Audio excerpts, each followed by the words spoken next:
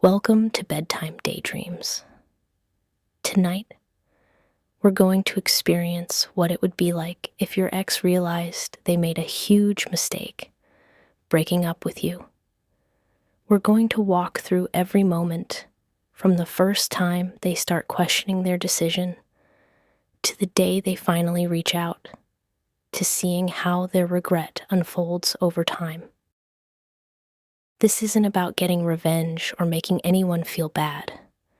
It's about that deep, relatable fantasy we've all had at some point. What would it really be like if they came back and said, "I was wrong. I miss you. I need you"? We're going to explore that in vivid detail, with all the emotions, conversations, and moments that would make it feel real. Before we begin, if you enjoy this kind of content, please hit that subscribe button. We create fantasy stories about the scenarios we all daydream about, and we upload new stories regularly. And leave a comment telling us where you're from, what time it is where you are, and what you'd do if your ex came back wanting another chance. We love hearing from you. Okay, let's begin. Get comfortable, close your eyes if you'd like, and let's step into this story together. It's been 3 weeks since the breakup.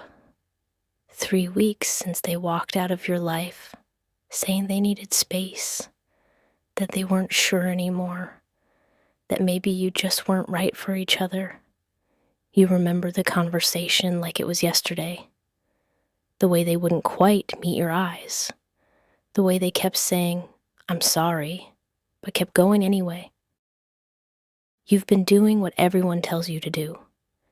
You've been going to work, seeing friends, hitting the gym, keeping busy. Some days are better than others. Some days you almost feel okay.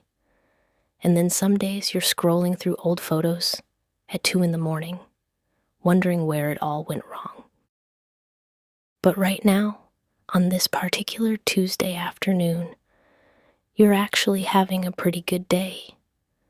You're at a coffee shop with your best friend, and you're laughing about something stupid that happened at work.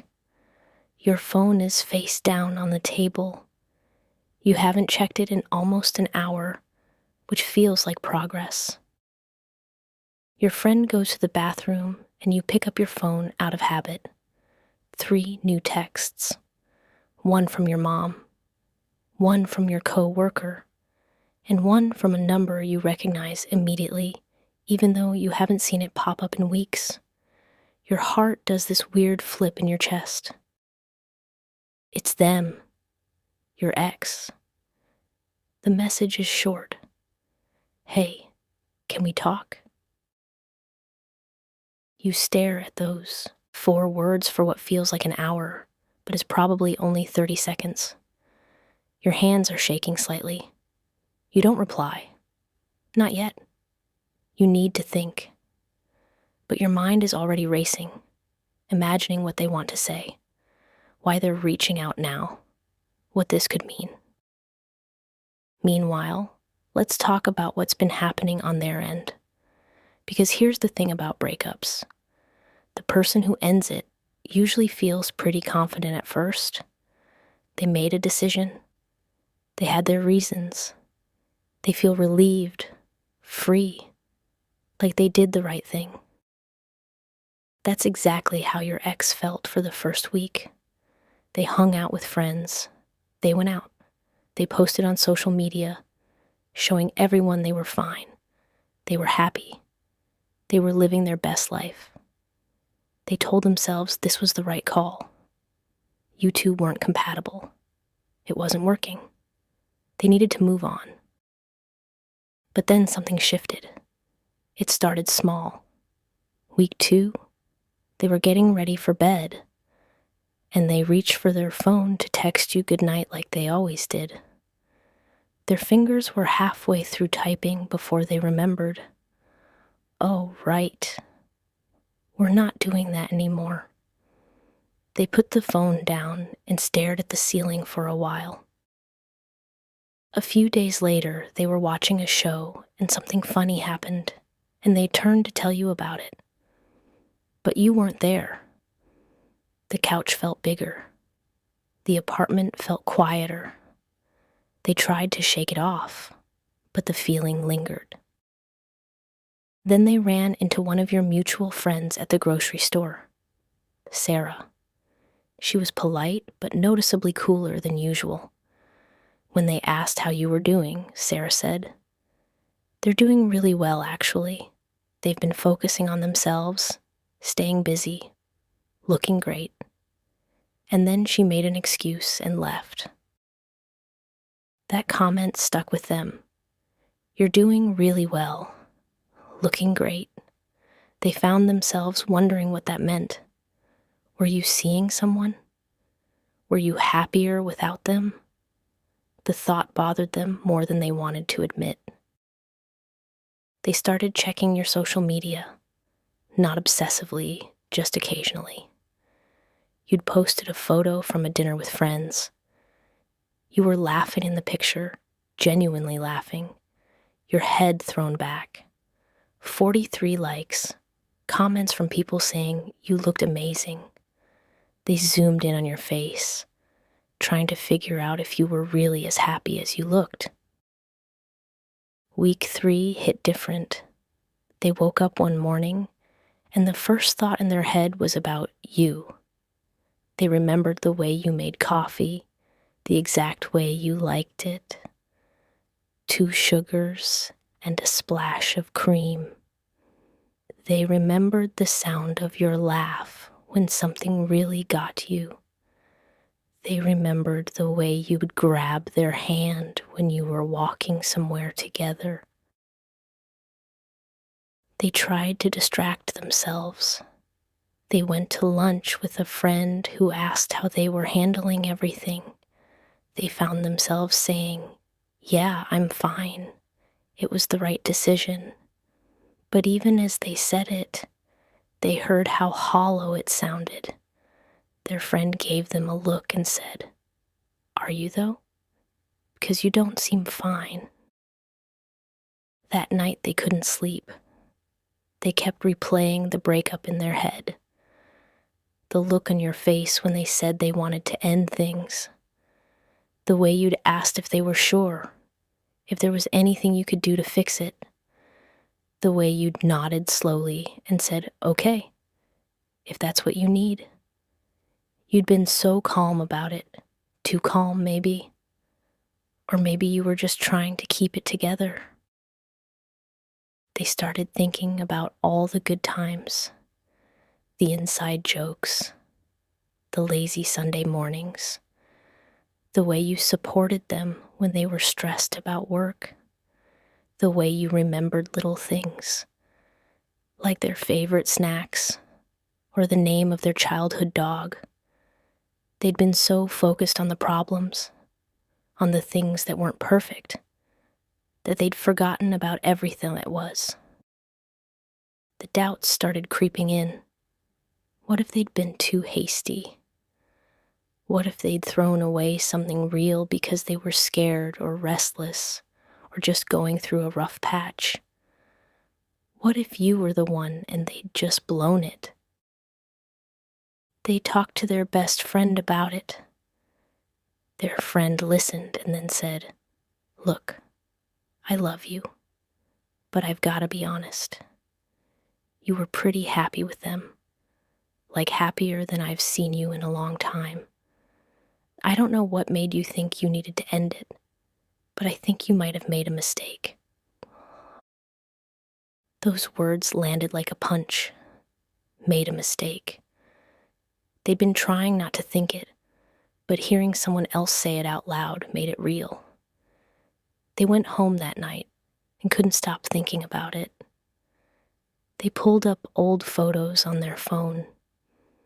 The 2 of you at that concert last summer, that weekend trip to the mountains, your birthday dinner, Halloween when you dressed up as characters from your favorite show. Every photo was a reminder of what they'd lost. Your smile, The way you looked at them like they were the only person in the room. The way you fit together like puzzle pieces. They started remembering specific moments. The time you stayed up all night with them when they were stressed about a work presentation, making flashcards and quizzing them and bringing them snacks. The way you'd leave little notes in their lunch when you knew they had a tough day ahead. The way you'd defend them to anyone who said a bad word about them. You had their back, always, and they'd thrown that away. They thought about the future they'd been building together, the plans you'd made, the dreams you'd shared, moving in together, maybe getting a dog, that trip to Japan you'd been saving for. All of it gone because they'd panicked, because they'd let fear convince them they needed to run. That's when they decided to text you. They spent 2 hours staring at their phone, typing and deleting messages. They wrote long paragraphs explaining everything they were feeling. Too much. They tried something casual, too cold. They tried being funny, wrong tone. They tried being serious, too heavy. Nothing felt right. Finally settled on, hey, can we talk? Short, open, giving you the choice, not demanding anything, just asking for a chance. They hit send and immediately felt their stomach drop. What if you said no? What if you told them to get lost? What if you'd already moved on? They put the phone down and tried to watch TV, but they couldn't focus. Every few minutes they'd check to see if you'd read it yet. Back to you. You're still at the coffee shop.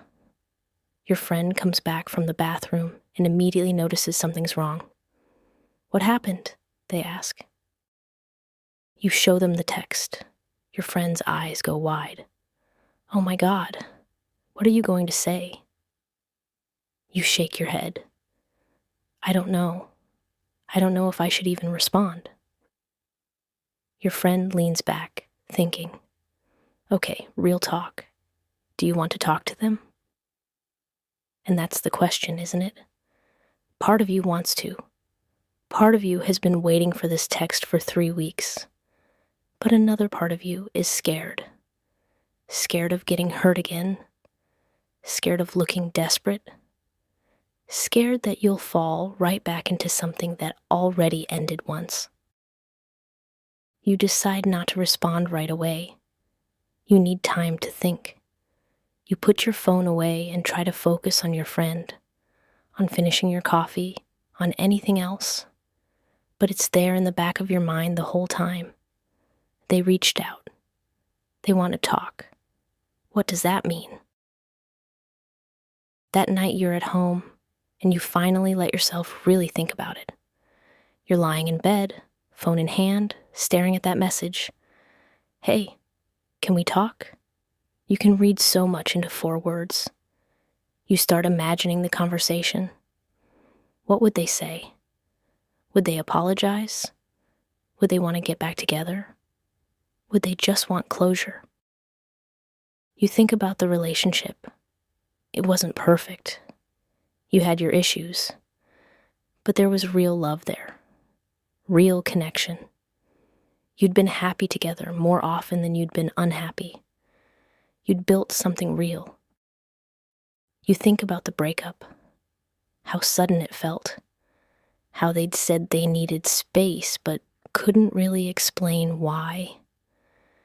You'd spent weeks analyzing it, trying to figure out what went wrong, wondering if you could have done something differently. And now, here they are, reaching out. 3 weeks later. You wonder what changed. You wonder if they're feeling what you've been feeling. The missing, the regret, the what if that keeps you up at night. You finally type a response. You keep it simple, matching their energy. Sure. When? You hit send before you can overthink it. Then you immediately put the phone face down on your nightstand. You don't want to see when they read it. You don't want to watch the dots appear as they type. You need to just let it be. Your phone buzzes a minute later. You wait 10 seconds before picking it up. Tomorrow? Coffee at that place near your apartment? Around 2? They want to see you in person. This isn't just a text conversation. They want to actually sit down and talk. Your heart is racing now. You type back, "Okay, 2 works." "Thank you," they reply. And then, a moment later, "I've been thinking about you." You stare at those words. "I've been thinking about you." It's not an apology. It's not an explanation. But it's something. It's an admission that you've been on their mind. You don't know what to say back, so you just send a simple, "See you tomorrow," and put the phone down. That night is restless. You can't quite fall asleep. You keep thinking about tomorrow. What are you going to wear? What are you going to say? How are you going to act?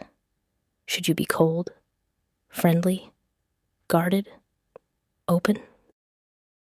You run through scenarios in your head. Maybe they want to apologize. Maybe they realize they made a mistake. Maybe they want another chance. Or maybe they just want to clear the air, to part as friends, to get closure. You have no idea, and the not knowing is driving you crazy. Meanwhile, your ex is having their own restless night. They're lying in bed, feeling a mix of relief and terror. Relief that you agreed to meet. Terror about what they're going to say when they see you. They've been rehearsing it in their head all evening. "I made a mistake. I've been miserable without you. I can't stop thinking about us." But what if you don't want to hear it? What if you've moved on? What if you're only meeting them to tell them off, to get your own closure? They wouldn't blame you. They're the one who ended it. They're the one who walked away. Why should you give them another chance? But they have to try. They can't live with the regret of not at least trying to make this right. Because somewhere around week 2 of this breakup, they realized something. They realized that the grass isn't greener. They realized that the problems they thought were so big were actually pretty small. They realized that what you had together was rare and special and real. They think about the moment they knew they'd made a mistake. It was actually really specific. They were at a party with friends, and someone there was flirting with them. It should have felt good, exciting, like proof that they could move on and meet new people. But all they could think was, this person isn't you. The way they laughed wasn't right. The way they talked wasn't right. Nothing about it was right, because it wasn't you. They went home early from that party and sat alone in their apartment. And that's when it really hit them. They'd let you go. They'd ended the best thing in their life because they'd gotten scared or restless or stupid. And now they didn't know if they could fix it. The next day arrives. You spend way too long getting ready. You change your outfit 3 times. You want to look good, but not like you tried too hard. You want to look like you've been doing well, like you're fine, like you're thriving even, but not like you're showing off. You finally settle on jeans and a sweater that you know you look good in. You do your hair, a little makeup, but not too much. You check yourself in the mirror one more time and take a deep breath. You can do this. Whatever happens, you can handle it. You get to the coffee shop 5 minutes early. You find a table near the back, not too visible from the street, somewhere semi-private. You order a coffee just to have something to do with your hands. You take out your phone and scroll mindlessly through Instagram, not really seeing any of it, just waiting. At 2:03, they walk in. You see them before they see you. They look nervous, you realize. They're scanning the shop, looking for you. And there's this tension in their shoulders that you recognize. They spot you and their face does this thing. This little flicker of relief mixed with anxiety, mixed with something else you can't quite read. They walk over. You stand up. There's this awkward moment where neither of you knows if you should hug or shake hands or just sit down. You end up doing a half hug, brief and careful, and then you both sit. "Hi," they say. Their voice is quieter than you remember. "Hi," you say back. They look at you for a moment, really look at you, and you can see something in their eyes.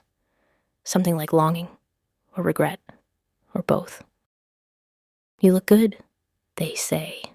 "Really good." "Thanks," you say. "You too." It's true. They do look good. But they also look tired, like maybe they haven't been sleeping great either. There's a pause, the kind of pause that feels heavy with everything unsaid. They take a breath like they're about to say something big. "Look," they start. "I know I'm the one who ended things. I know I don't have any right to ask you for anything, but I needed to see you. I needed to tell you something." You don't say anything. You just wait, your heart pounding in your chest. "I made a mistake," they say. And there it is, the words you've been wondering if you'd ever hear. "I made a huge mistake breaking up with you. I've been miserable these past few weeks. I can't eat. I can't sleep. I can't stop thinking about you, about us, about everything I threw away."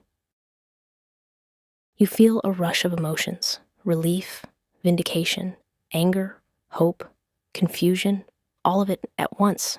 You don't know what to say, so you wait for them to continue. "I know this isn't fair to you," they go on. "I know I hurt you. I know I walked away when things got hard instead of staying and working through it. And I'm so sorry. I'm so sorry." Their eyes are getting watery now. You've only seen them cry a handful of times in your entire relationship. This is real.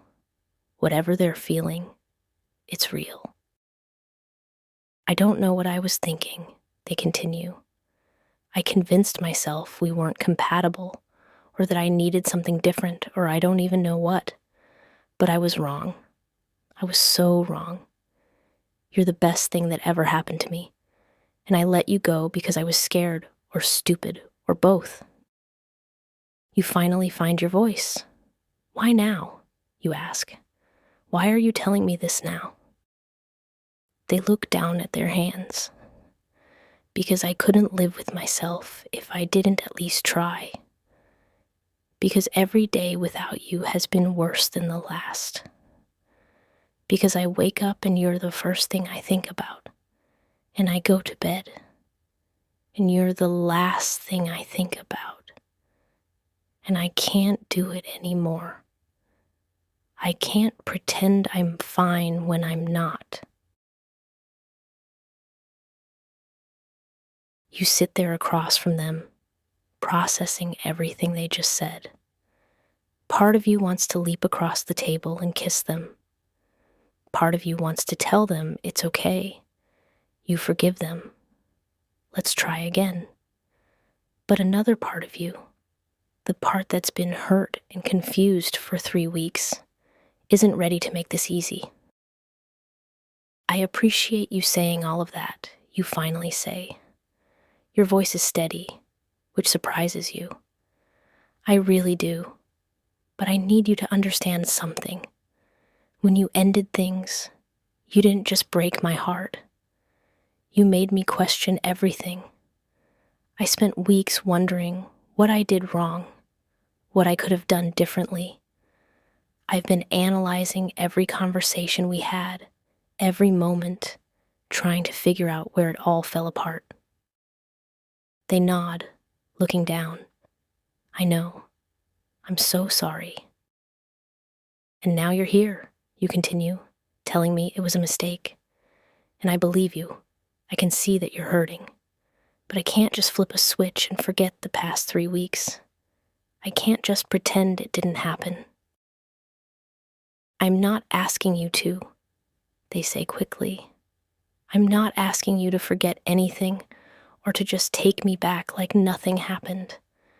I just needed you to know how I feel. I needed you to know that losing you was the biggest mistake of my life. You take a sip of your coffee, buying yourself a moment to think. What changed, you ask? What made you realize this? They think for a moment. Honestly, everything and nothing. It wasn't one big moment. It was 1,000 little moments. It was waking up and not having you there. It was seeing something funny and having no one to share it with. It was going to do something and realizing I used to do that with you. It was running into Sarah and her asking how you were and realizing I didn't know because you weren't in my life anymore. They pause, then continue. And it was seeing you handle this with so much grace. You didn't beg me to stay. You didn't make a scene. You just said, okay, if that's what you need. And I think part of me expected you to fall apart, which is terrible, I know. But you didn't. You've been out with friends. You've been posting photos where you look happy. You've been living your life. And it made me realize that I'm the one who's falling apart. I'm the one who can't function without you. There's something satisfying about hearing this, you have to admit. About knowing that while you've been struggling, they've been struggling more. It's not that you want them to suffer, but there's a validation in knowing that you mattered, that losing you actually cost them something. I need time, you say. I need time to think about what this means and what I want. Of course, they say immediately. Take all the time you need. I just wanted you to know. I wanted to be honest with you. You finish your coffee. This conversation feels like it should end here, but neither of you moves to leave. There's more to say, but neither of you quite knows how to say it. Can I ask you something? You say. Anything. When you broke up with me, did you think you were going to regret it? Or did you really believe it was the right thing? They think about this carefully. I thought it was the right thing, they admit. I really did. I'd been feeling restless, like something was missing. But I realize now that what was missing wasn't something external. It wasn't about you or us. It was about me. I was going through something, I don't even know what. And instead of talking to you about it or working through it, I just burned everything down. You nod slowly. This makes sense. It hurts, but it makes sense. I think, they continue, I got scared. Things were getting serious. We were talking about the future, about moving in together, about what comes next. And instead of leaning into that, I panicked. I told myself all these stories about how we weren't right for each other, how I needed to be alone, how I wasn't ready for something serious. But they were just stories. They weren't true. So what's different now, you ask? If you were scared 3 weeks ago, what makes you not scared now? Because now I know what it's like to lose you, they say. And I'd rather face my fear with you than face my life without you. I'm still scared. I'm terrified, actually. But I'm more terrified of not having you in my life. You leave the coffee shop an hour later. You didn't give them an answer. You just said you'd think about it, that you needed time, that this was a lot to process. They respected that. They walked you to your car, and there was this moment where they looked like they wanted to kiss you, but they didn't. They just said, "Thank you for hearing me out. Text me when you're ready." You drive home in a daze. Your mind is spinning. They want you back. They made a mistake. They're miserable without you. A few weeks ago, this is exactly what you wanted to hear. But now that you're hearing it, you don't know how to feel. When you get home, you immediately call your best friend. You tell them everything, every word, every look, every moment of the conversation. Your friend listens and then says, "Okay, real talk time. What do you want?" "I don't know," you admit. "Part of me wants to give this another chance. I still love them. I never stopped loving them. But another part of me is scared. What if we get back together and they just do this again? What if they get scared again and bail?" "Those are valid concerns," your friend says. "But you have to ask yourself, do you think they've actually learned from this? Do you think they understand why they did what they did?" You think about it. "I think so," you say. "I think they genuinely regret it, but I don't know if that's enough." "Look," your friend says, "you don't have to decide right now. Take your time. Think about what you really want. Not what you wanted 3 weeks ago when you were heartbroken, but what you want now, today, with everything you know." They're right. You need to really sit with this. You need to figure out if you want them back because you genuinely believe in the relationship, or if you just want the validation of being chosen again. Over the next few days, you think about it constantly. You make lists in your head, pros and cons, reasons to try again, reasons to walk away. You talk to friends, you journal.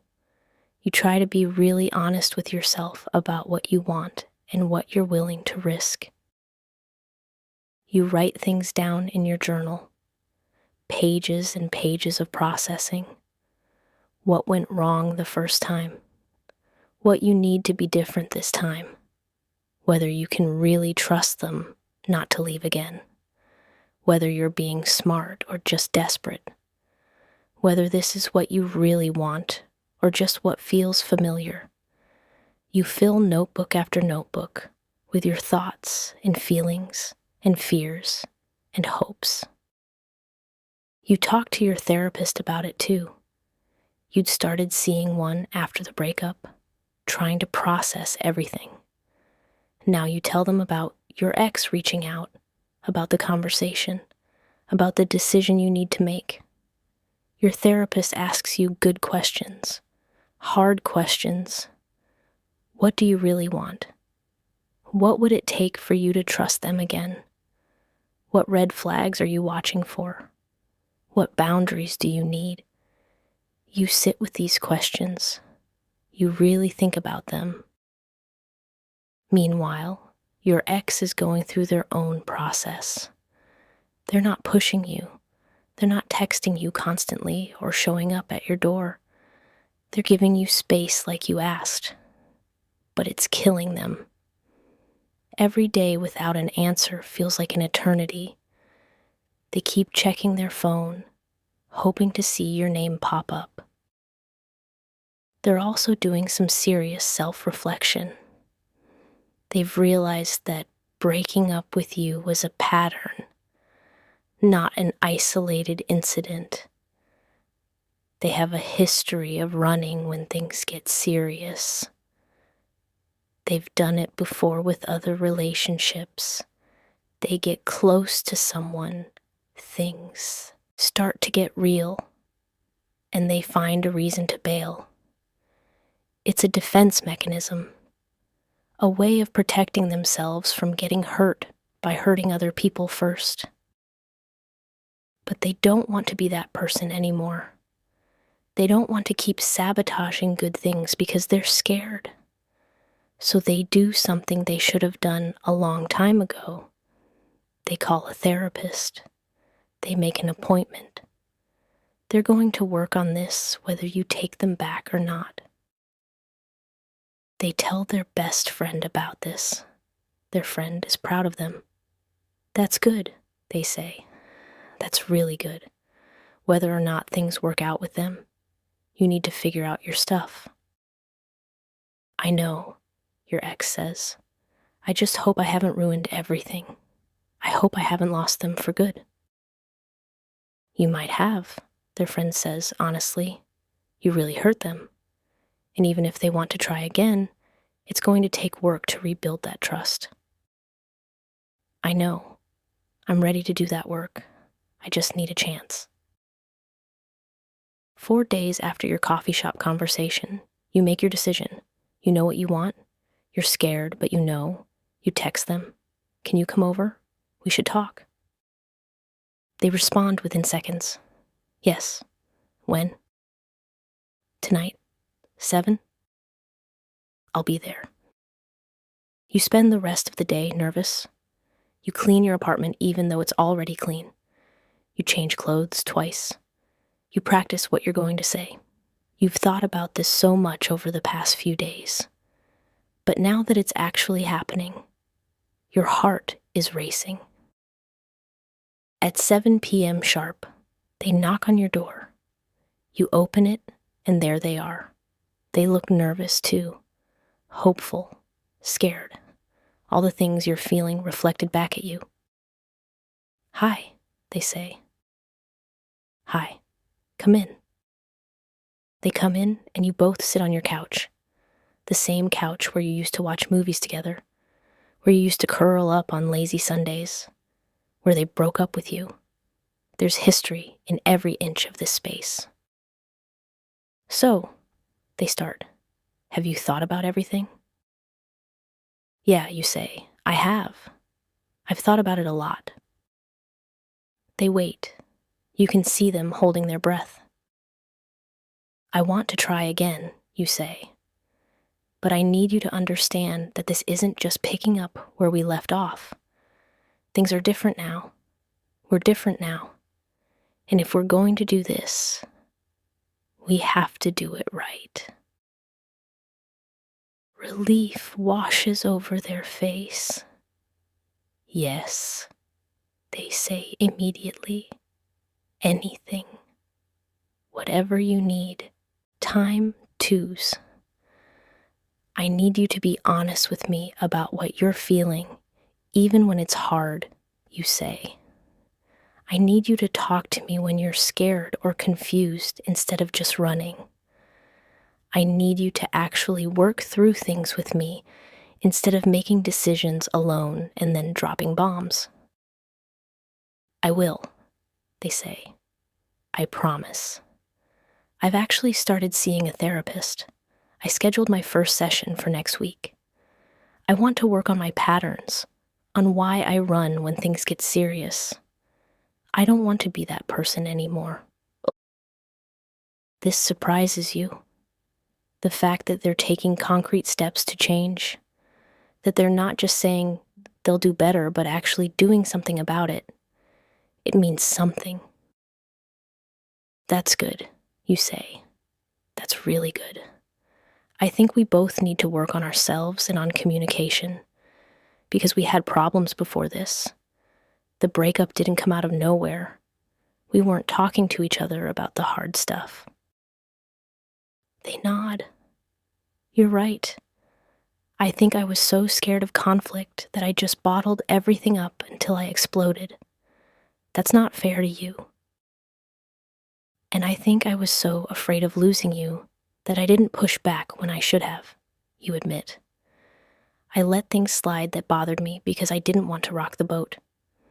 We both have stuff to work on. There's a pause. And then they say, Can I hug you? I've missed you so much. You nod. They move closer and wrap their arms around you, and you let yourself lean into it. It feels familiar and right, and like coming home. You've missed this. You've missed them. You've missed the way they smell and the way they hold you, and the way they fit against you.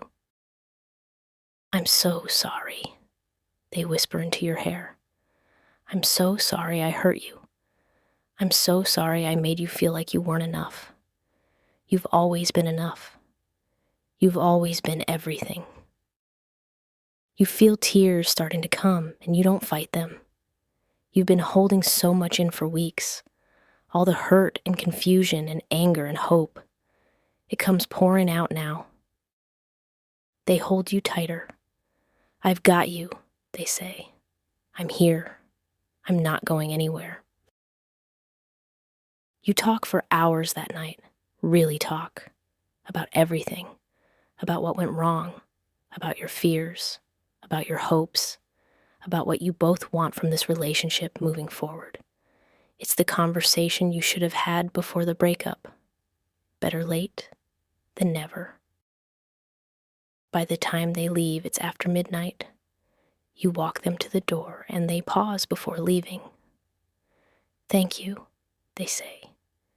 Thank you for giving me another chance. I won't waste it. I promise. We'll see, you say. But you're smiling when you say it. One day at a time.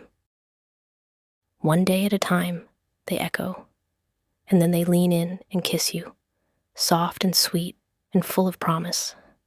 It feels like a beginning. The next morning you wake up and check your phone. There's a text from them. Good morning.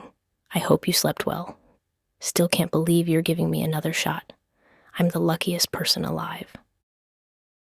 You smile at your phone. It feels good. Scary, but good. You text back. Good morning. Let's get coffee this week.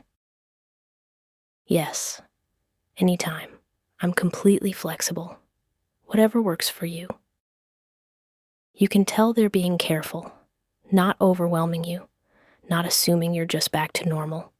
They're being thoughtful, giving you space to set the pace. You appreciate that. Over the next week, you take things slow. You text. You talk on the phone. You meet up for coffee. You don't jump right back into seeing each other every day or staying over or making big plans. You're rebuilding, taking it step by step, making sure the foundation is solid this time. Your friends are cautiously optimistic. Some of them think you're crazy for taking them back. Others think everyone deserves a second chance. You appreciate all the perspectives, but ultimately you know this is your decision. You're the one who has to live with it. Your best friend is probably the most honest. Look, they say over brunch one Saturday, I think you're being really smart about this. You're not just jumping back in. You're making them work for it. You're setting boundaries. If they're really serious about changing, they'll respect that. If they're not, you'll find out soon enough. I'm scared, you admit. What if they hurt me again? Then you'll survive, your friend says, just like you survived the first time. But you'll never know if you don't try. And from what you've told me, they seem genuinely remorseful. They're doing the work. They're being patient. Those are good signs. You nod. Your friend is right. You can't live your life afraid of getting hurt. Sometimes you have to take the risk. Sometimes you have to trust that people can grow and change. And if it doesn't work out, at least you'll know you tried. Meanwhile, your ex is also talking to their friends about all of this. Their best friend asks them how it's going. Good, they say. Slow, but good. We're taking it one step at a time. They're being cautious, which I totally understand. I'm just trying to show up and be consistent and prove that I'm serious about this. How do you feel about that? Their friend asks. About having to prove yourself? I hate that I put us in this position, they admit. I hate that I hurt them so badly that they can't just trust me anymore. But I also know I earned this. I made the mess. Now I have to clean it up. And honestly, going slow is probably good for both of us. It's giving us time to really figure out if this is what we want. And is it? Their friend asks. Is this what you want? 100%, they say without hesitation. I've never been more sure of anything. Losing them and getting them back has made me realize how rare this is, how special they are, how lucky I am that they're even giving me another chance. I'm not going to blow it this time. 2 weeks into your second chance, things are starting to feel more natural. You're falling back into rhythms, but they're different rhythms, better ones. You're both being more intentional about everything, more communicative, more present. They come over for dinner one Friday night. You cook together, which was always one of your favorite things to do. You're making pasta from scratch, which is ambitious but fun. They're in charge of the sauce while you handle the pasta dough. Music is playing in the background. You're laughing as they tell you a story about something that happened at work. It feels normal, good normal, comfortable, but there's also this new layer of appreciation underneath it all.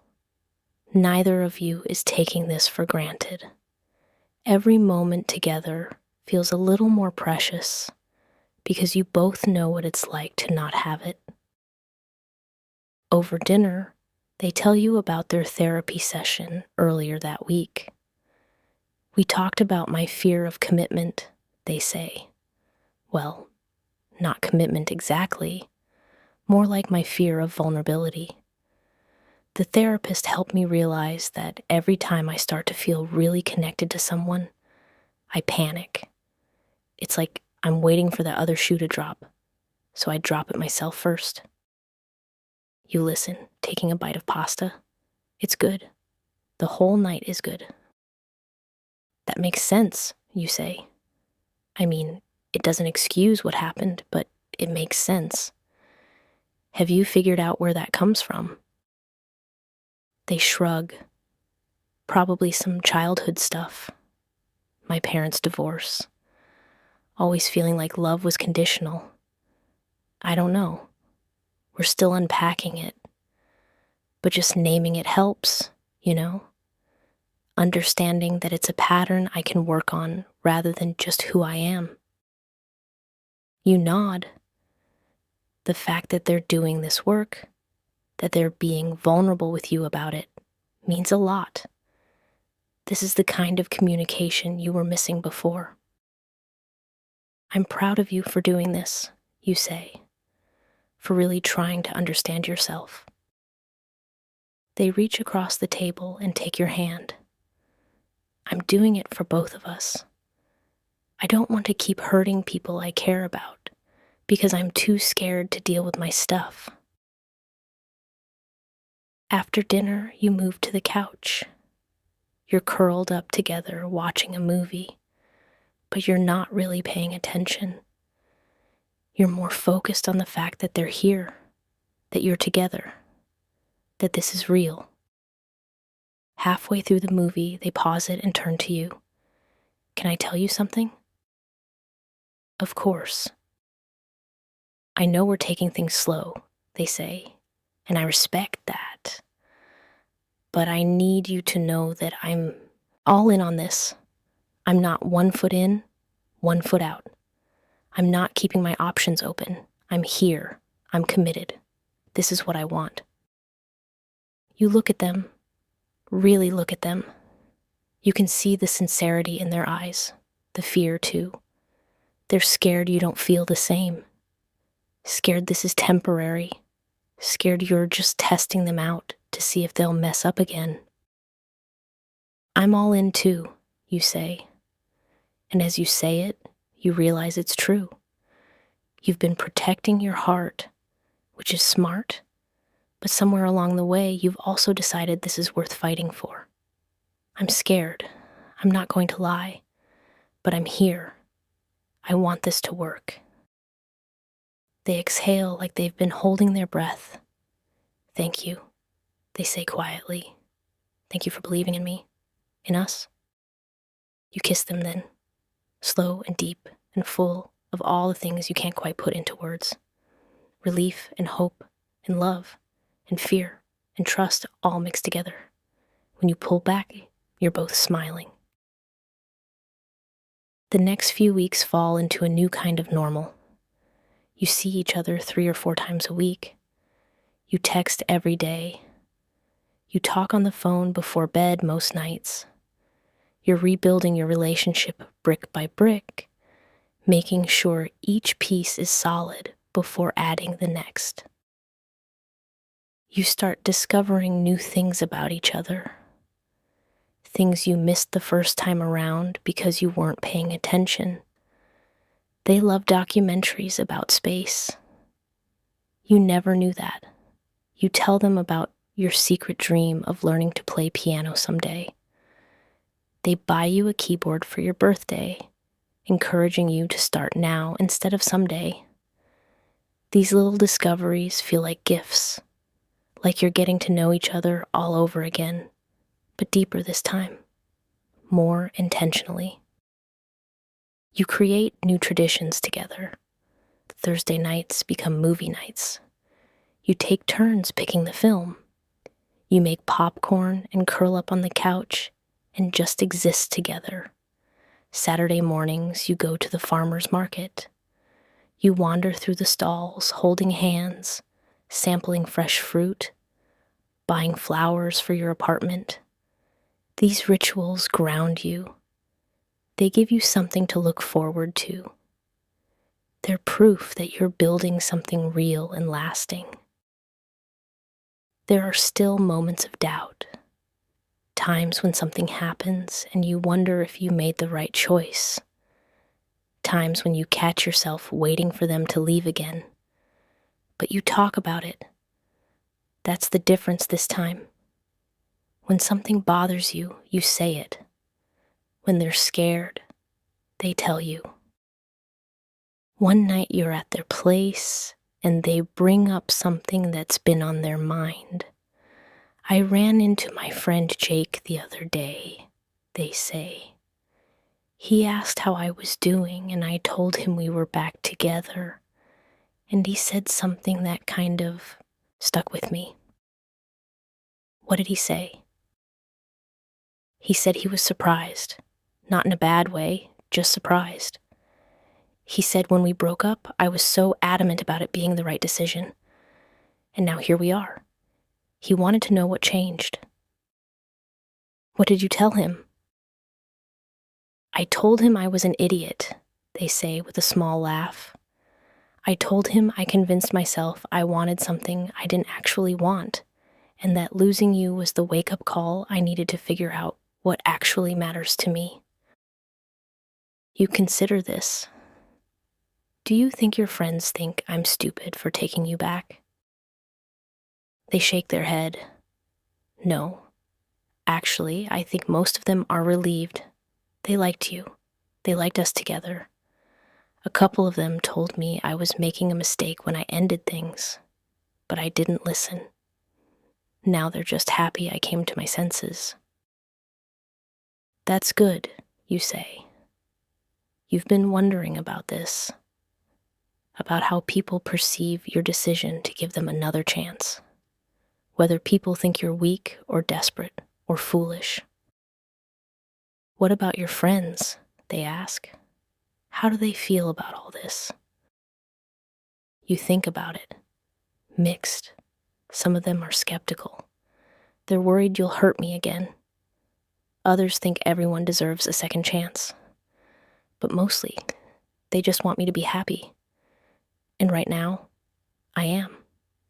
So they're trying to support that.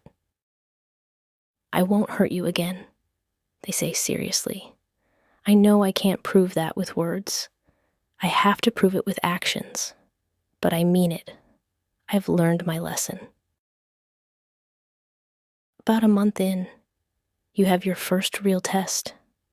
You're supposed to meet up for dinner, but they text you an hour before saying something came up at work and they need to stay late. They can't make it. Your immediate reaction is panic. This is how it started before. The cancellations, the distance, the pulling away. You feel your heart start to race. You stare at the text message, trying to decide how to respond. But then your phone rings. It's them. You answer.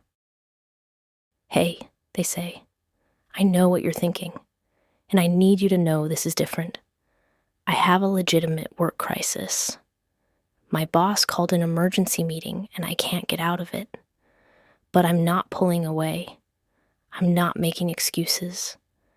As soon as I'm done here, can I come to your place? Even if it's late? I'll bring food. I just really want to see you. The fact that they called, the fact that they knew what you'd be thinking and addressed it head on, the fact that they're making a plan to still see you, it helps. Okay, you say. Yeah, come over when you're done. Thank you, they say. I'm so sorry about this. I know it's triggering, but I promise I'm not going anywhere. This is just work, being work. They show up at your place at 9:30 that night with Thai food and an apologetic smile. I'm sorry, they say again. I know that probably scared you. It did, you admit. But I appreciate you calling and explaining, and I appreciate you coming over even though it's late. I told you, they say, setting the food down and pulling you into a hug. I'm not going anywhere. When stuff comes up, I'm going to communicate. I'm going to show up. You don't have to worry about me disappearing. You eat your late dinner and talk about their work crisis and your day, and it's normal and easy and good. And you realize this is what healthy relationships look like. Problems come up, and you work through them. You don't run. You don't hide.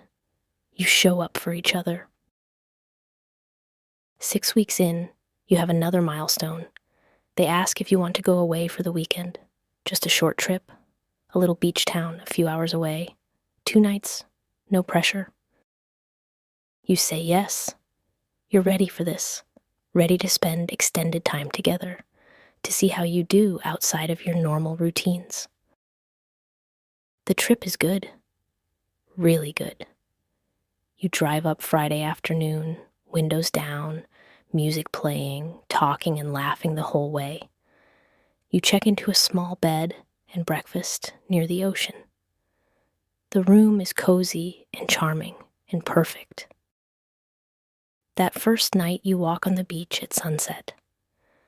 They hold your hand and it feels like the most natural thing in the world.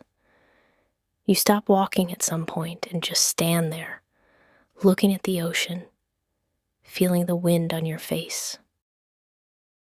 I love you, they say. It's the first time they've said it since you got back together.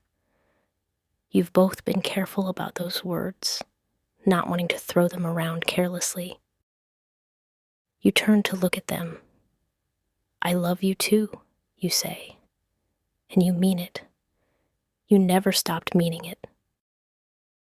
They kiss you there on the beach with the sun setting behind you, and it feels like a movie, like something too perfect to be real. But it is real. This is your life. This is your second chance, and you're making it count. That night in your bed and breakfast room, you talk about the future, Really talk about it. What you both want. Where you see this going. They tell you they want to move in together eventually, but they know you need more time. They're willing to wait. They're willing to go at whatever pace makes you comfortable. I don't want to rush anything, they say. I want to do this right. I want us to build something solid that can last. Me too, you say. And I think we're doing that. I think we're being smarter this time, more intentional. They agree. Losing you was the worst thing that ever happened to me, they say. I don't mean that in a romanticized way. I mean it sucked. It was horrible. But it taught me what I really wanted. It taught me how to fight for something that matters. It taught me I can't take you for granted. The rest of the weekend is like that. Easy and comfortable and intimate. You walk on the beach. You eat at local restaurants. You spend hours just talking and being together. You laugh a lot. You're happy, genuinely, deeply happy.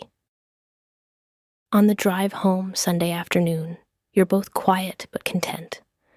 They're holding your hand across the center console. You're watching the scenery go by. And you're thinking about how far you've come, how much has changed, how different this feels from the first time around. Thank you for this weekend, you say. It was perfect. Thank you for giving me another chance, they say. I know I keep saying it, but I don't think I can say it enough. I don't take this lightly. I don't take you lightly. This is everything to me. You smile and squeeze their hand. You believe them. For the first time since getting back together, you fully believe them. Your guard is coming down. Your trust is coming back. You're letting yourself be all in. The next few weeks are good, steady. You're finding your groove. You're learning each other again, but better this time. More honestly, more openly. You have disagreements sometimes, little things, but you talk through them. You don't let them fester. You don't avoid conflict. You face it together. One night you're at their place, and they bring something up that surprises you. I've been thinking about something, they say, and I want to run it by you. Okay, what is it? I want us to do couples therapy, they say. Not because anything's wrong. Actually, the opposite. Things are really good. But I think having a neutral third party to help us communicate and navigate this would be valuable. What do you think? You're surprised, but pleasantly so. I think that's a really mature suggestion, you say. I'm open to it. Yeah? They look relieved. I was worried you'd think it was too much or too serious too fast. I think it shows you're serious about making this work, you say, and I appreciate that. Let's do it. So you start couples therapy. Once a week, you sit in a therapist's office and talk about your relationship, about your past, about your patterns, about what you want your future to look like. It's hard sometimes, confronting things you've been avoiding, being vulnerable, but it's also incredibly valuable. The therapist helps you understand the dynamics that led to the breakup. They help you both see your roles in what happened. They give you tools for better communication. They teach you how to fight fair, how to express needs, how to create a relationship that's built on honesty and mutual respect. Your ex does the work. They show up. They're honest even when it's uncomfortable. They take responsibility for their mistakes. They listen when you talk about how the breakup affected you. They don't get defensive. They just listen and validate and apologize. And you do the work too. You talk about your role in the dynamic, the ways you didn't speak up, the ways you avoided conflict, the ways you made yourself smaller to keep the peace. You learn to advocate for yourself, to express your needs clearly, to trust that the relationship can handle honesty. 3 months in, you're at a point where things feel really solid. You're not just back together, you're better together. The relationship is stronger than it was before, more resilient, more authentic. You've both grown so much. One night they bring up moving in together again. I know we talked about this before and you said you needed more time, they say. And that's totally fine. I'm not pushing. I just want you to know I'm ready whenever you are. I want to wake up next to you every morning. I want to build a life with you. You think about it, really think about it. A few months ago, this would have scared you, but now it feels right.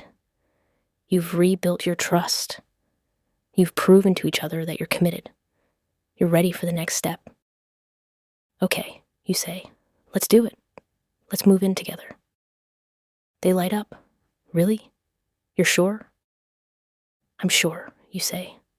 I love you. I want this. Let's build our life together. They pull you into a hug, and you can feel them smiling against your shoulder. This is everything I wanted, they say. Thank you for giving me another chance. Thank you for believing in us. Thank you for fighting for us, you say back, for doing the work, for proving you meant it when you said you wanted to change. You start looking at apartments. You talk about what you want. How many bedrooms, what neighborhood, what your life together will look like.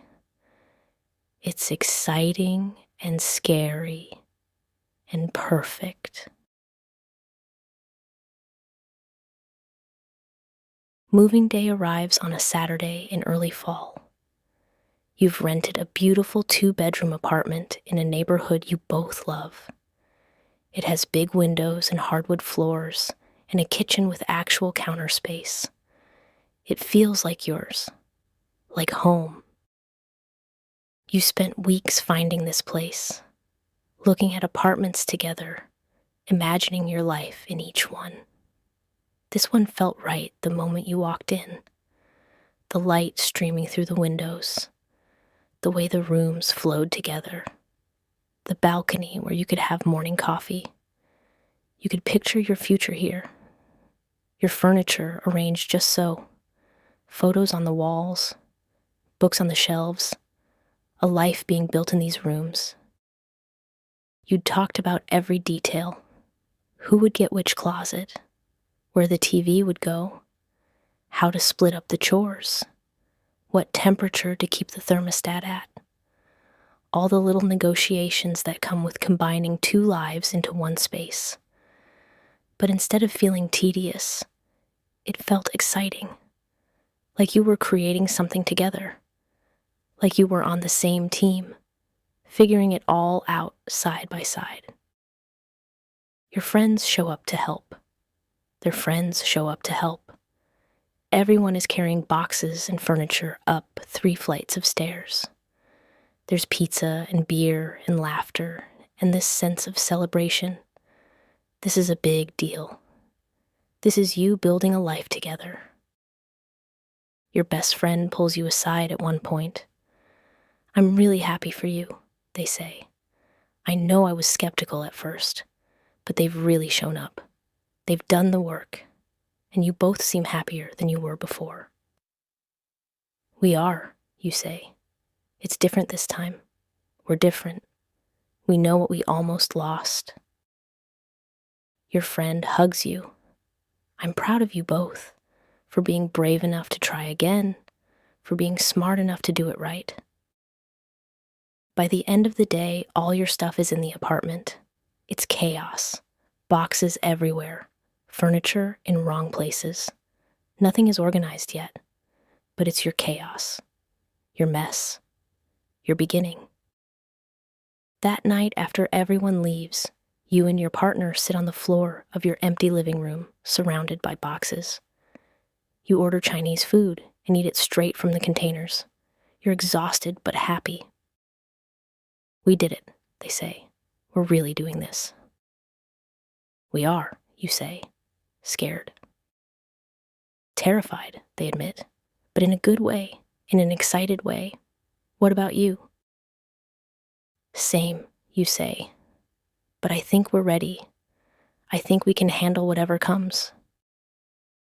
They lean over and kiss you. I love you so much. Thank you for believing in me, in us. I love you too, you say.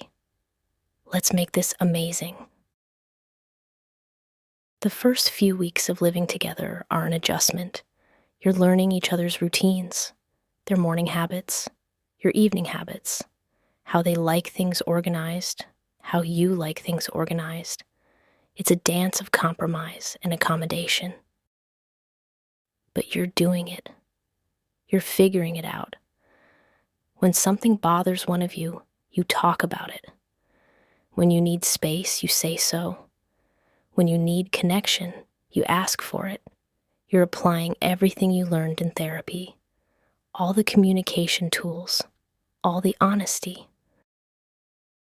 One morning, about 3 weeks in, you wake up and they're already awake beside you.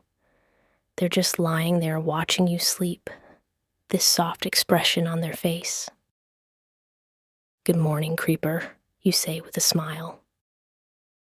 They laugh. Sorry, I just can't believe this is real sometimes, that I get to wake up next to you every day, that you're here, that we made it through everything and came out stronger. You reach for their hand. We did. And we're going to keep making it, one day at a time. One day at a time, they echo. It's become your motto, your reminder to stay present, to not take anything for granted, to appreciate what you have.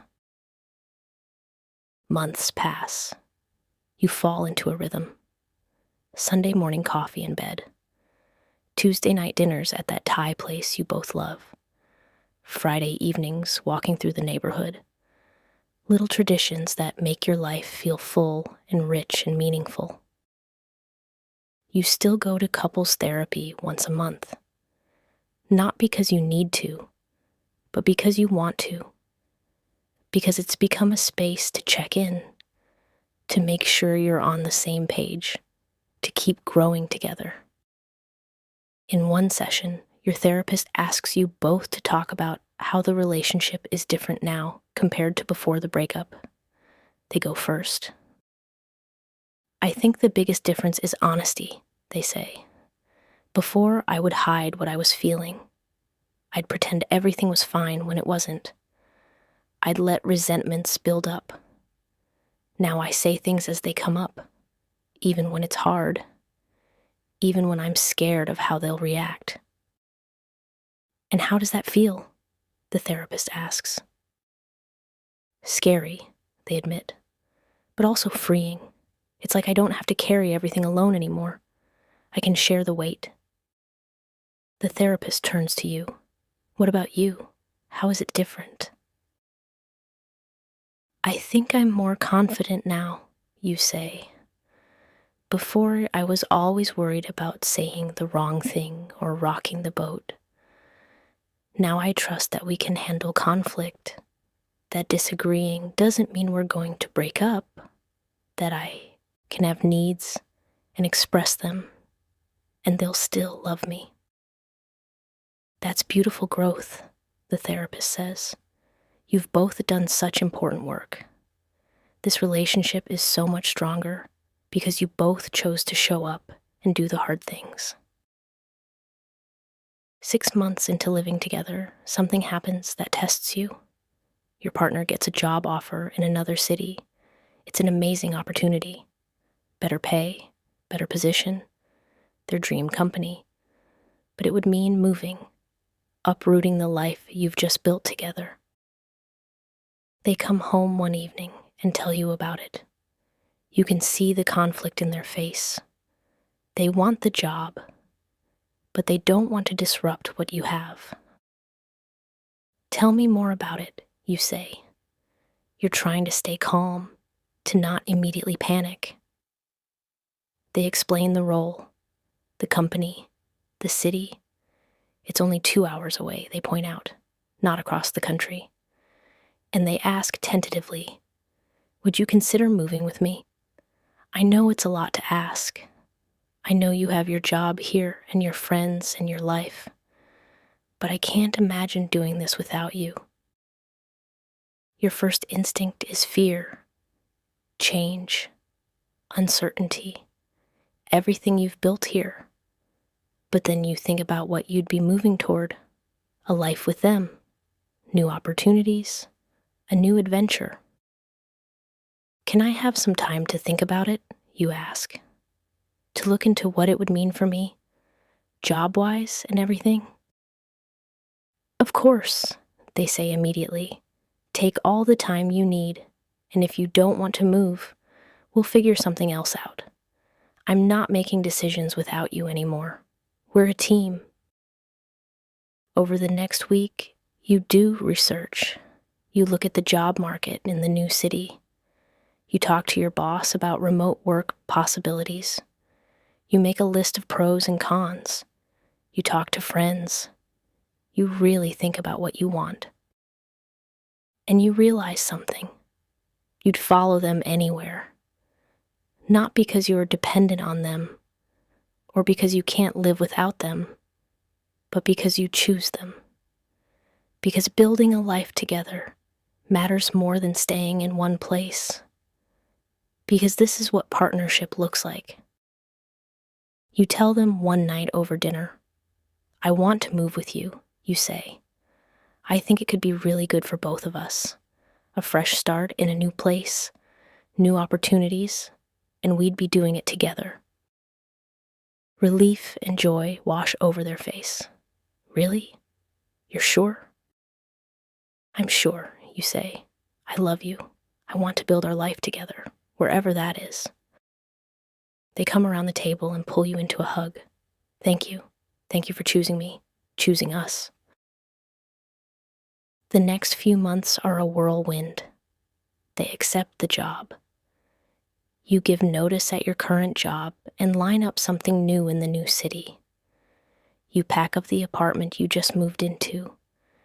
You say goodbye to friends with promises to visit. You're nervous but excited. The new city is different, bigger, more fast-paced. It takes time to adjust, but you do it together. You explore the neighborhoods, find your new favorite restaurants, make new friends, build a new life. One night, about 2 months into the move, you're walking home from dinner. The city lights are beautiful. The air is cool. They're holding your hand and talking about something that happened at work. And you have this moment of clarity. This is it. This is the life you're building. Not perfect, but real, full of love and growth and partnership. You almost lost this. You both almost walked away from it. And now here you are, stronger than ever. What are you thinking about? They ask, noticing you've gone quiet. Just how lucky we are, you say. How lucky I am. They stop walking and turn to face you. I'm the lucky one. You gave me a second chance when you didn't have to. You believed in me when I didn't believe in myself. You helped me become a better person. We helped each other, you say. That's what this is. Partnership. Growing together. They kiss you there on the street corner in your new city, and it feels like a promise, like a beginning, like everything you've been working toward. That holiday season is your first one back together. You go visit both sets of families. Their family is happy to see you back. Your family is cautiously supportive, protective of you, but glad to see you happy. On New Year's Eve, you're at a party with new friends in your new city. When midnight hits, they pull you close and kiss you and whisper, "This is going to be our year, our best year yet." Yeah, you agree. It is. A year after getting back together, you're celebrating your anniversary. Not the anniversary of when you first got together, but the anniversary of the day they showed up at that coffee shop and said they made a mistake. You've decided that's the date that matters. That's when you really began. You go to dinner at a nice restaurant. You dress up. You hold hands across the table and talk about everything you've been through. The breakup, the reunion, the work, the growth, the move, all of it. "I can't believe it's been a year," they say. "It feels like forever and no time at all." "I know," you say. "So much has happened. We've come so far." "I want to thank you," they say seriously, "for giving me another chance, for being patient with me while I figured my stuff out, for believing we could be better. I wouldn't be who I am without you." "You did the work," you remind them. "You showed up. You changed. You proved you meant it." "We both did the work," they correct. "That's why this works. Because we're both committed to being better, to being honest, to showing up for each other." After dinner, you walk through the city. They take your hand and lead you to a park with a beautiful view. You sit on a bench and look out at the city lights. "I have something for you," they say. They reach into their pocket and pull out a small box. Your heart starts racing. This can't be what you think it is, can it? They open the box. Inside is a ring, simple and beautiful and perfect. "I know it's only been a year since we got back together," they say, "but I've known for a long time that you're it for me. You're my person, my partner, my home. I don't want to spend another day without knowing you're going to be mine forever." They get down on one knee. Your hands are shaking. Tears are starting to form in your eyes. "Will you marry me?" they ask. "Will you build the rest of your life with me? Will you take this scared, flawed, completely in love, human, and let them spend forever making you happy?" You don't even have to think about it. "Yes," you say. "Yes, of course, yes." They slide the ring onto your finger and stand up and kiss you. You're both crying now, happy tears, overwhelmed tears. This is real. This is happening. You're engaged. "I love you so much," they say against your lips. "I'm going to spend the rest of my life making sure you never regret saying yes." "I won't regret it," you say. "I know exactly what I'm signing up for, and I want all of it. The good days and the hard days and everything in between, as long as I'm with you." You call your families. You call your friends. Everyone is thrilled. Your best friend screams when you tell them, and then says, "I knew it. I knew you two would make it. I'm so happy for you." That night you lie in bed together, your hand with the new ring resting on their chest. You can feel their heartbeat, steady and strong and real. "I can't believe you said yes," they murmur. "I was so nervous you'd say it was too soon, or that you needed more time." "It's not too soon," you say. "We've been through more in the past year than most couples go through in 5. We know what we're doing. We know what we have." "We really do," they agree. "I'm so glad I came to my senses. I'm so glad I fought for us." "Me too," you say. "Best decision we ever made." You fall asleep that night engaged, planning a future, building a life. The breakup feels like a lifetime ago, like something that happened to different people. You're not those people anymore. You've grown, changed, become stronger. And as you drift off to sleep, you think about how the story could have ended so differently. They could have never reached out. You could have said no to the coffee shop meeting. You could have decided the risk wasn't worth it. But you didn't. You chose to try. You chose to believe in second chances. You chose love. And it was worth it. Every hard conversation, every moment of doubt, every leap of faith. It was all worth it to get here, to have this, to build a life with someone who chose you, who fought for you, who loves you with their whole heart. This is your happy ending, but really it's your happy beginning, because the story isn't over. It's just getting started, and you can't wait to see what comes next. The months after your engagement are a blur of wedding planning and dreaming about the future. You set a date for next fall. Nothing too rushed, nothing too long to wait, just right. You spend weekends looking at venues. You make Pinterest boards. You debate color schemes and flower arrangements. They're surprisingly invested in all of it. They have opinions about everything from the centerpieces to the music. It makes you laugh. It makes you love them more. One day you're sitting with your wedding planner going over details, and they suddenly say, "Can we do something? Can we somehow incorporate the coffee shop into the wedding? The one where I told you I made a mistake?" You look at them, surprised. What did you have in mind? "I don't know," they say. "Maybe we could have the cocktail hour there, or take photos there. I just think it's important. That place is where we really began. Not the first time, but the second time. The time that actually stuck." You think about it.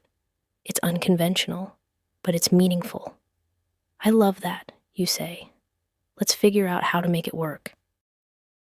Your wedding planner looks at you both and smiles.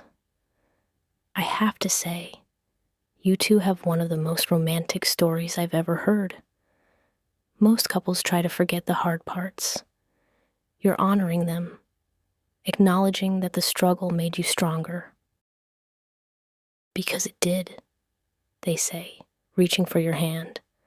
"Breaking up and getting back together taught us how to really love each other, how to show up, how to fight for what matters."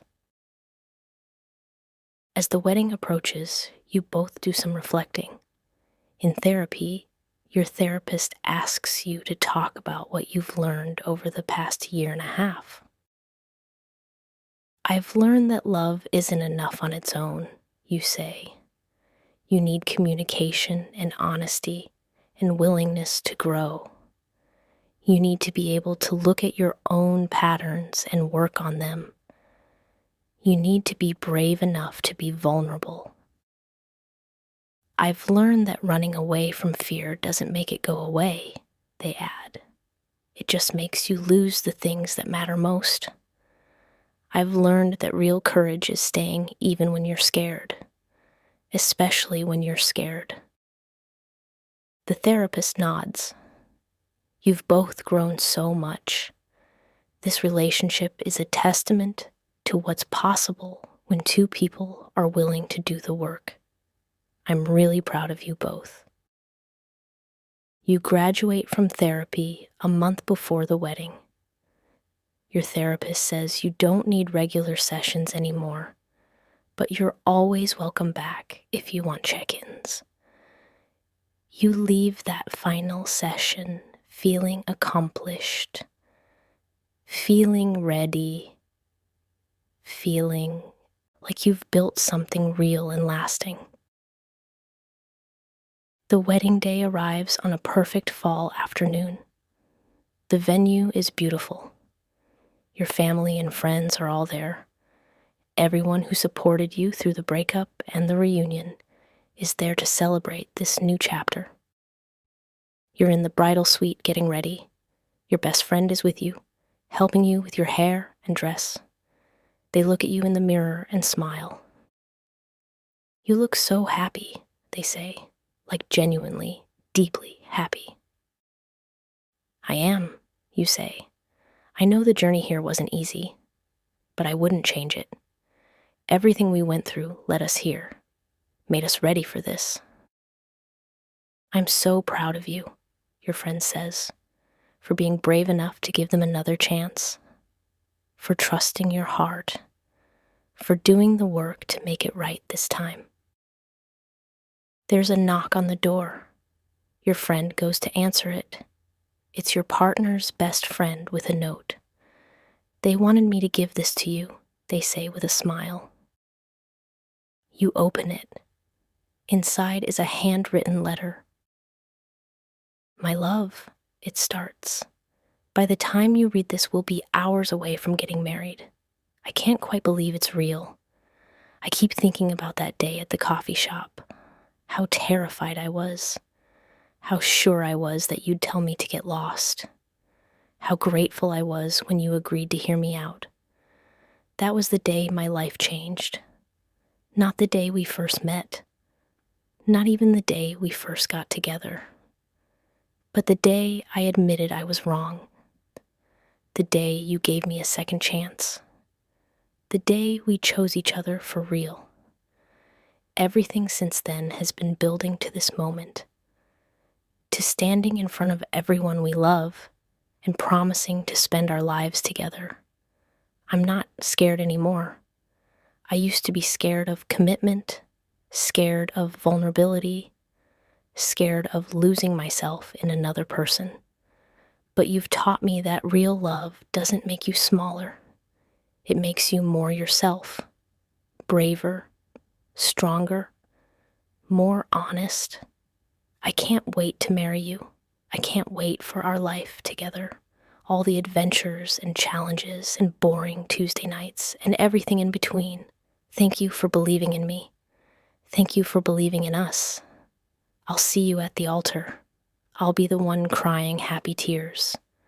All my love, forever. You're crying now too. Your friend hands you a tissue and laughs. Don't mess up your makeup yet. You haven't even seen them. The ceremony is beautiful. You walk down the aisle and see them waiting for you. They're crying just like they said. You're crying too. Your families are crying. Everyone is crying because everyone knows the story. Everyone knows what you've been through to get here. The officiant talks about love and commitment and second chances. They talk about how rare it is for two people to do the work you've done, to be brave enough to try again, to be humble enough to admit mistakes and grow from them. When it's time for vows, they go first. Their voice is shaky but strong. I promise to never take you for granted. I promise to communicate honestly, even when it's hard. I promise to stay even when I'm scared. I promise to keep growing, keep learning, keep becoming a better partner for you. I promise to love you in the good times, in the hard times, in the boring moments, in the exciting ones.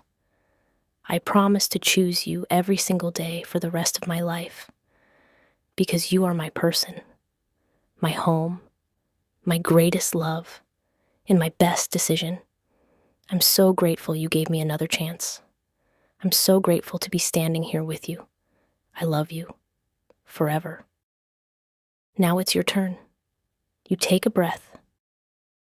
I promise to be honest about my needs and feelings. I promise to create space for hard conversations. I promise to believe in us even when things get difficult. I promise to grow alongside you, to celebrate your victories, to support you through challenges.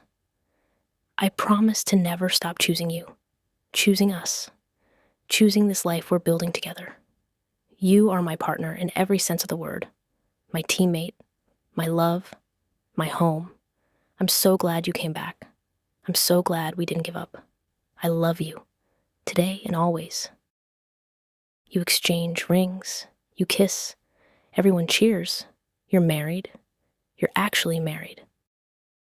Walking back down the aisle together, hand in hand, you catch each other's eyes and smile. You did it. You made it. This is real. The reception is incredible. You do photos at the coffee shop, just like you planned, standing in the same spot where everything changed. It's surreal and perfect. The photographer captures the joy on both your faces, the love, the gratitude. At the reception, the speeches are beautiful. Your best friend talks about watching you go through the breakup and wondering if you'd ever be the same. And then watching you get back together and seeing you become even better than before, stronger, more yourself. Their best friend talks about getting that call when they broke up with you, how they knew immediately it was a mistake, how they spent weeks telling their friend to fix it, to fight for you, to not let pride or fear get in the way. How proud they are that their friend finally listened. Your partner stands up to give their own speech. I want to thank everyone for being here, they say. Especially those of you who were there during the dark times, who supported us through the breakup and believed in us through the reunion. Your faith in us meant everything. They turned to you and to my spouse, my incredible, patient, brave spouse. Thank you for giving me a second chance. Thank you for loving me enough to let me grow. Thank you for being willing to work through the hard stuff instead of walking away. Thank you for being you. I'm the luckiest person in the world. The dance floor is packed all night. You dance together. You dance with friends. You dance with family. You're surrounded by love and joy and celebration. This is your wedding, your beginning, your promise to each other. Late in the night, you sneak outside for a moment alone. You're sitting on a bench under the stars, still in your wedding clothes, just the two of you. Can you believe we're married? They ask, playing with the ring on your finger. Barely, you admit. It feels like a dream. It's real, though, they say. This is our life. This is what we chose, what we fought for. No regrets? You ask with a smile. Not a single one, they say seriously. Only regret is that it took me so long to figure out what I had. But even that led us here. Led us to be smarter and stronger and more ready. You lean your head on their shoulder. I love you, my spouse. They kiss the top of your head. I love you too, my forever person. The honeymoon is in Italy. 2 weeks of exploring and eating and laughing and being together. No phones, no work, no distractions. Just the two of you discovering a new place and dreaming about your future. You talk about everything. About whether you want kids someday, about where you want to live long term, about career goals and bucket list adventures, and what you want your life to look like in 5 years, in 10 years, in 50 years. I want us to keep growing, they say one night over dinner in Rome. I don't want us to get complacent. I want us to keep checking in, keep being honest, keep working on ourselves and our relationship. Me too, you agree. I think that's why we work, because we're both committed to the growth, to the evolution, to not just staying together, but staying connected. They raise their glass to a lifetime of growing together. You clink glasses. to forever. When you get back from the honeymoon, real life resumes. Jobs and bills and grocery shopping and laundry. The mundane stuff of building a life. But even the mundane stuff feels special when you're doing it together. You establish new routines as a married couple. Sunday morning coffee in bed. Wednesday night dinners at that Italian place you discovered. Monthly check-ins where you sit down and talk about how you're both feeling about the relationship. What's working, what needs attention, what you're grateful for. A year into marriage, you're at one of these check-ins. I've been thinking, they say, about how far we've come. 2 years ago, we were broken up. A year ago, we were just engaged. Now we're married. We own a home. We're building this whole life. It's incredible. It really is, you say. Sometimes I still can't believe we made it, that we didn't let the breakup be the end of our story. Best decision we ever made, they say. Fighting for us, doing the hard work, believing it was possible. You nod. I think about that coffee shop conversation a lot, how scared I was, how much courage it took to even show up. Me too, they admit. I was terrified you'd hate me, that you'd tell me I had my chance and blew it, that I'd have to live with losing you forever. I'm glad I showed up, you say. I'm glad I listened. I'm glad I gave us another chance. So am I, they say. Every single day, I'm grateful. I never take this for granted.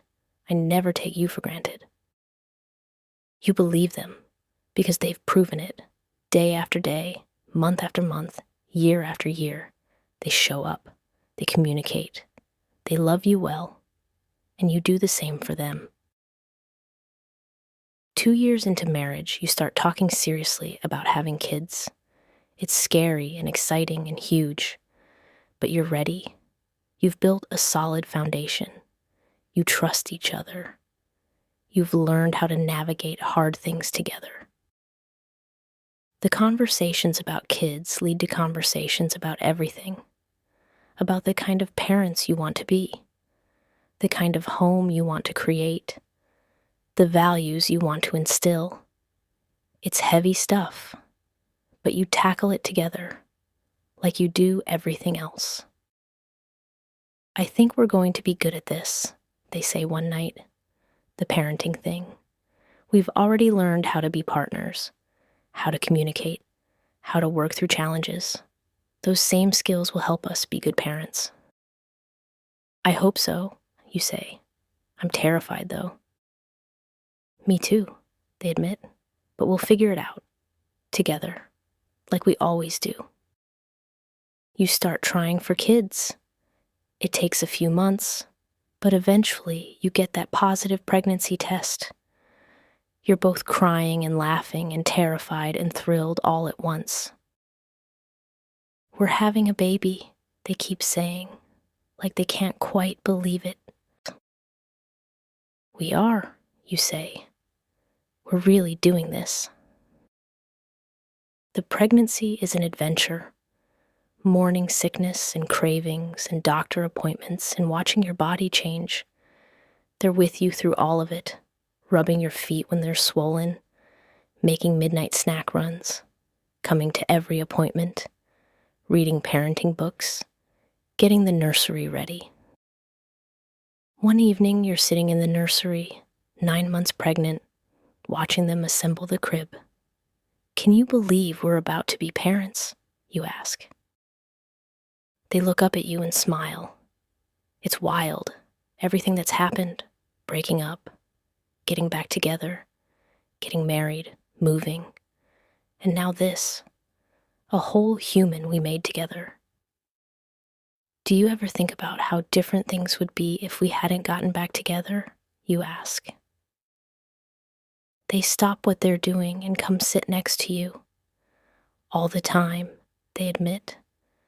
I think about what my life would look like without you, and it's empty, meaningless. You're everything. This is everything. I can't imagine a world where I didn't fight for us. You take their hand and put it on your belly. The baby kicks. They smile that special smile they always do when they feel movement. This is our legacy, you say.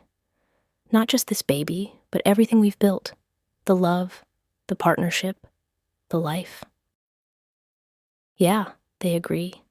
This is everything I never knew I wanted. Everything I almost threw away. I'm so grateful we found our way back to each other. The baby arrives on a Tuesday morning. Labor is long and hard, but they're with you the whole time, holding your hand, telling you you're doing great, being exactly the partner you need them to be. When you finally hear that first cry, when they put the baby on your chest, you're both sobbing. This tiny, perfect human you made together. This representation of your love and your journey and your future. You did it, they whisper, kissing your forehead. You're amazing. Look at what we made. The first few months of parenthood are intense. Sleepless nights and endless diapers and learning to be parents together. But you do it. You support each other. You communicate. You ask for help when you need it. You figure it out together. One night at 3 a.m., you're both awake with the baby. You're exhausted and delirious, but laughing about something. And in that moment, you think about how this is exactly where you're meant to be, with this person, in this life, building this family. I love you, you say suddenly. They look at you surprised. I love you too. What brought that on? I don't know. I just wanted to say it, to remind you, to remind us. Even in the hard moments, especially in the hard moments, I choose you. I love you. They lean over and kiss you, careful not to disturb the baby. I choose you too, every time, forever. Years pass. Your child grows. You have another baby. Your life is full and messy and beautiful. Work and school pickups and family dinners and bedtime stories. The everyday magic of building a life together. You watch your kids grow and you see pieces of both of you in them. Your oldest has their sense of humor and your eyes. Your youngest has your stubbornness and their smile. Sometimes you catch them being patient with the kids, the way you were patient with them when they were figuring themselves out. Sometimes you catch yourself being brave the way they taught you to be brave. You're raising these little humans together, and in the process, you're still raising each other. Your kids don't know the full story yet. They're too young, but someday you'll tell them. You'll tell them that love isn't always easy or simple, that sometimes people make mistakes, that sometimes the best relationships are the ones that had to be fought for, that their parents chose each other not once but twice, and that makes it even more special. You watch other couples around you struggle, friends getting divorced, relationships falling apart, and you feel grateful. Not smug, but grateful, because you know how easily it could have gone differently. You know how close you came to being another statistic, another couple that didn't make it, but you did. You made it through the hard part and came out stronger. You still do your monthly check-ins. Even with kids and busy schedules, you make time to sit down and talk about your relationship, to make sure you're staying connected, to appreciate each other, to work through whatever needs working through. On your 10th wedding anniversary, you go back to that coffee shop. The one where it all changed. You sit at the same table if you can find it. You order the same drinks you ordered that day. The coffee shop has changed a little over the years. New paint on the walls, different menu items, but it still feels the same. It still holds all those memories. You can almost see yourselves sitting there 12 years ago, the younger versions of you, scared and hopeful and brave. You wonder what you would tell those versions of yourselves if you could. That it's going to be okay, better than okay. That the hard work is worth it. That the love you're about to rebuild is going to be stronger than anything you can imagine. 12 years since this conversation, they say. 12 years since I sat here and told you I made a mistake. Best mistake you ever made, you tease. Realizing it, I mean, not making it in the first place. They laugh. Fair point. But seriously, I'm so grateful for all of it. The breakup taught us what we needed to learn, how to communicate, how to fight for each other, how to build something real. We've built a pretty amazing life, you say, looking around the coffee shop. 2 kids, careers we love, a home, each other. We really have, they agree, and we're just getting started. We've got decades ahead of us, watching our kids grow up, growing old together, all the adventures we haven't had yet. I can't wait, you say, and you mean it. You can't wait for all of it, the good and the hard and the boring and the exciting, all of it, as long as it's with them. Me neither, they say, reaching across the table to hold your hand. Thank you for saying yes, that day, and every day since. Thank you for asking, you say. Thank you for fighting for us. Thank you for being brave enough to come back. You sit there in that coffee shop, holding hands across the table, just like you did 12 years ago. But everything is different now. You're different, stronger, more sure, more grateful. And as you look at your partner, your spouse, your person, you think about how close you came to missing all of this, how you almost let fear or pride or hurt keep you apart, how grateful you are that you took the risk, that you said yes to coffee, that you listened, that you believed in second chances. This is your life. This is your love story, not perfect, but real, built on honesty and growth and choosing each other again and again.